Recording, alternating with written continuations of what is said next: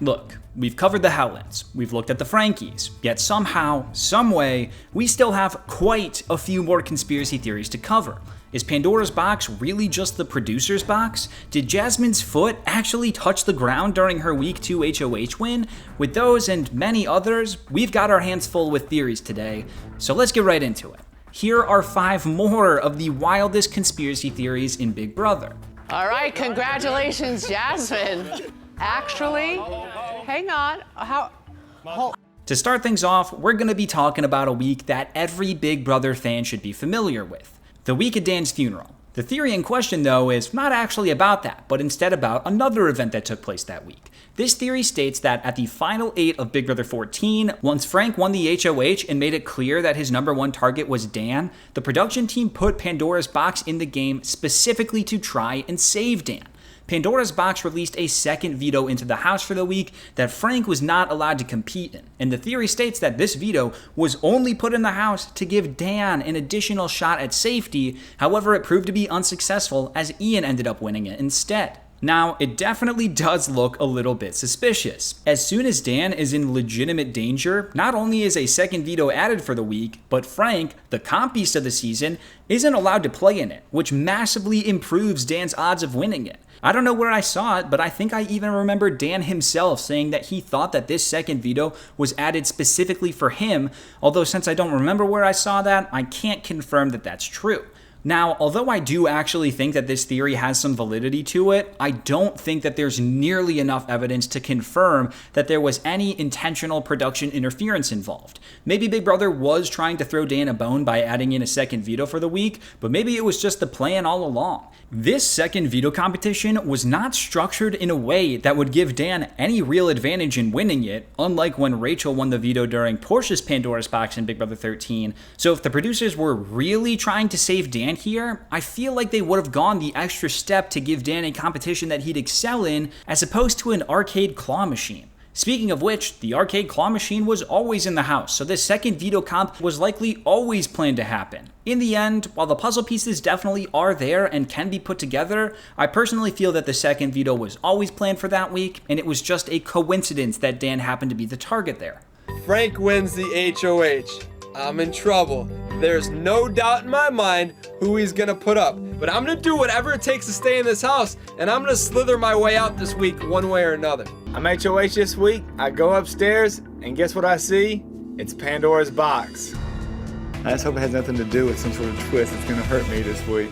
Pandora's box has been opened. As a result, a second veto could be unleashed into the house. I know I'm in trouble this week, so the fact there's a second veto possibly floating around it and I can win it is huge. This could be the lifeline I need to get me to the next step in the game. Ian wins a veto. I'm disappointed in myself. I could have avoided Frank's wrath, but I missed my chance. Up next is probably one of my favorite conspiracy theories that I've covered so far, and that's the theory that in Big Brother 5, both Drew and Diane were considered to be a part of the twin twist with their identical twins, but they were eventually not chosen in favor of Natalie and Adria. For those that are unaware, one subset of the Project DNA twist in Big Brother 5 was the twin twist, where sisters Natalie and Adria would secretly switch places inside the house, pretending to just be one person without being caught. However, these twins weren't the only players in the house familiar with being identical, and what seemed too good to be just a coincidence, both Drew and Diane were also identical twins, but their other halves were sitting at home and were not involved in the show whatsoever.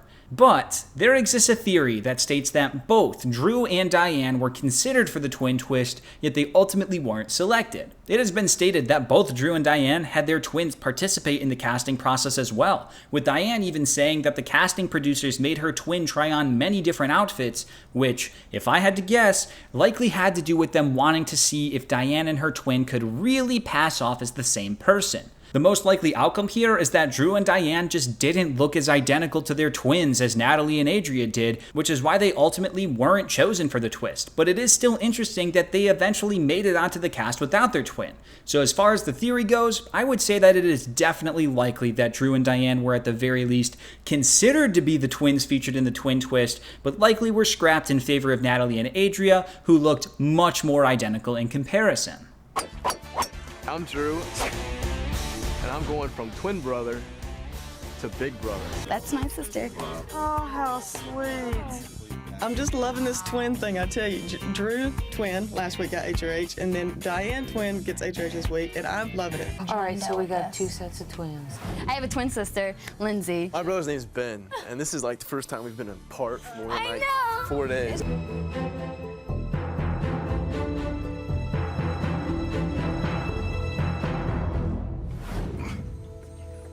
Me and my sister, we have been switching in and out sporadically. Looking ahead to this next theory, we have one that is extremely recent and was a very hot topic when it happened. The theory in question is that in the week 2 HOH of Big Brother 24, Jasmine's foot did actually touch the ground, but due to all the commotion of her twisting her ankle, the producers decided to just let her move on, leading to her eventual HOH win. This is one that I really wanted to believe when it happened, but as time has gone on, I don't really think it's true. It was during the second HOH of Big Brother 24, and the first part had the players face off head-to-head in an obstacle course. If you touched the floor at any point during this obstacle course, you'd have to reset. During Jasmine's turn, while she was on the rock wall, she slips and it looks like her foot may have touched the floor, as you can even see confetti move from the spot where her foot was. Jasmine continued on as if nothing had happened and she finished first in her heat, but after she dismounted, she landed on her ankle wrong and seemed pretty hurt. During this time, Julie seemed unsure of the results because it did look like she may have touched the floor, but due to Jasmine's injury, all of the attention was focused on that. Eventually, they said that they checked the tapes and that Jasmine didn't touch the floor, which meant that she could move on to the next round where she did actually win the HOH. However, there is a theory that her foot did touch the ground, but due to her injury, the production team decided that it would just be easier to say that she didn't touch so they wouldn't have to redo her round. When looking at the footage, it looks really, really close. You can see the confetti move on the floor from where her foot dropped to, but it's possible that the wind from her falling was enough to shuffle the confetti around, so I'm not sure if the confetti argument has enough weight to it. At the time that this aired, I truly believed in my heart that she touched, because it genuinely looked like she did, but now that I've sat on it for almost a year and have taken the bias out of the equation, the most likely answer is that the production team wasn't lying, and that Jasmine did in fact not touch the floor, but it still goes down as one of the more controversial comp results in recent memory.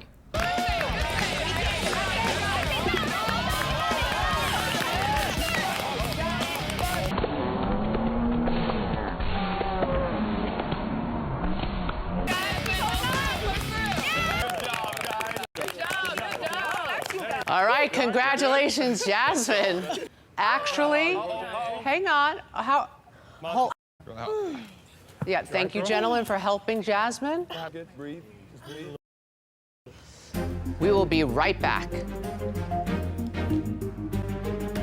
All right, Jasmine, we have confirmation that you won. We checked tape, so stay there and celebrate that win. All right, you earned it, lady. Now up next is one that I used to see talked about a lot, and for the sake of wanting to talk about it myself, I've included it here, and that's the theory that Big Brother 21 introduced a more physically focused endgame to help Jax and Mickey get to the end. For those that don't know, the endgame competitions of older Big Brother seasons typically were a solid mix of mental puzzles, quizzes, and the occasional physical comp. However, Big Brother 21's endgame consisted of almost entirely physical competitions, which clearly favored Jackson over the rest of the competitors. Now, I'm just going to say that I absolutely do not think this is true in the slightest. For starters, the trend of a more physical endgame started with Big Brother 20, so to say that it was introduced for Jackson in Big Brother 21 would be slightly inaccurate. Secondly, I really don't think the producers were pushing for a Jackson win at this point. Nicole Anthony was clearly the fan favorite, and you can even tell that Julie was a huge Nicole fan by her reaction when she won the double eviction HOH. Also, with the way that they kind of threw Jackson under the bus at the finale, I highly doubt that they were going out of their way to try and influence a Jackson win.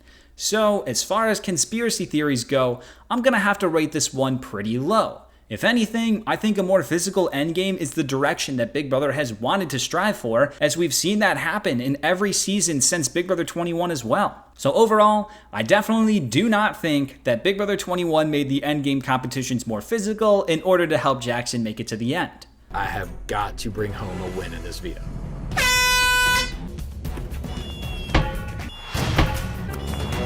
No, damn it. No. Damn it. Are you kidding me? Damn it. Oh, damn it. Ah, in the name of the Father, and the Son, and the Holy Spirit, amen. Nico! Oh my God.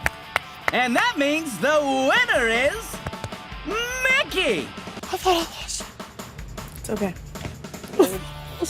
And now, for the last one, we have, in my opinion, a really funny one. This theory states that in week 4 of Big Brother 15, after America accidentally nominated fan favorite Elissa for eviction, the producers rigged the veto competition for the week to ensure that Elissa won it. For a really quick summary of the background info, the main twist of Big Brother 15 was the MVP twist, which allowed for America to vote for one player to have the power to nominate a third nominee.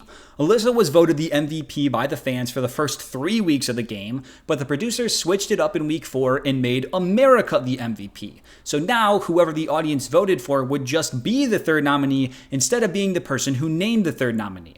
However, a lot of the viewers didn't get the memo and still voted for Elissa anyways, which led to Elissa receiving enough votes to actually become the third nominee.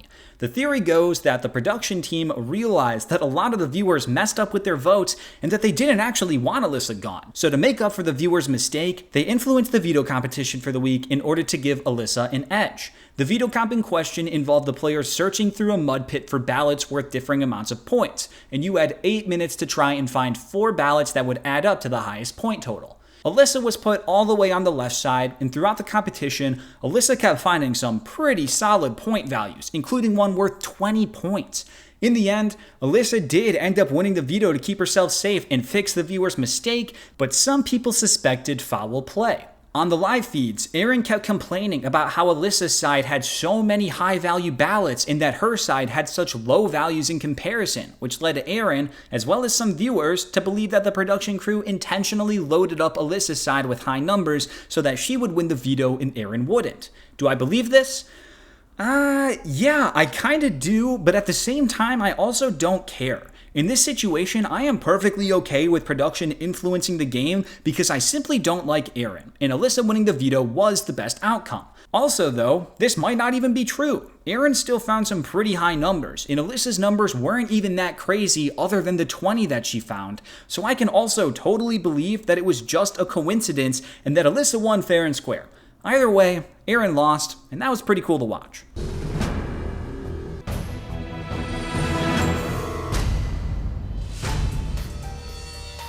Elissa, the MVP has chosen you as the third nominee.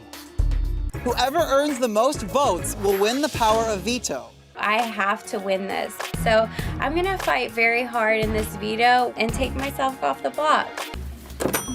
When I get the 20 votes, I also realize that I can't participate in next week's veto. I have to ensure my safety. Aaron, you have 32 votes. Congratulations, you are now in the lead. Elissa, you have agreed to sit out the next veto competition, but congratulations, Elissa, with 40 votes, you have won the power of veto. Whoever secretly nominated me, you're gonna have to try a lot harder to get me out of this house because I'm not going anywhere. Congratulations. Good job, everyone. And there we go. That is now 15 Big Brother conspiracy theories that we have covered. And unfortunately, those are all the theories that I had planned to talk about. However, that doesn't mean we have to be finished forever. If you have a conspiracy theory that you want me to cover, please let me know in the comments below because I absolutely love these things. And if I get enough good ones, you may just get a 4.0 in the future. Anyways, thank you so much for watching. If you're new here, consider subscribing. I, of course, need to give that extra special shout out to all of my YouTube members who, funnily enough, were all also considered to be a part of the Twin Twist in Big Brother 5. And, as always, here's a clip for you on your way out. That looks like he was a pop. I'm one of those guys who don't change no matter what. I don't go in the HOH room and say, ooh, this is so pretty. Your dog is cute. She got the ugliest damn dogs I ever seen.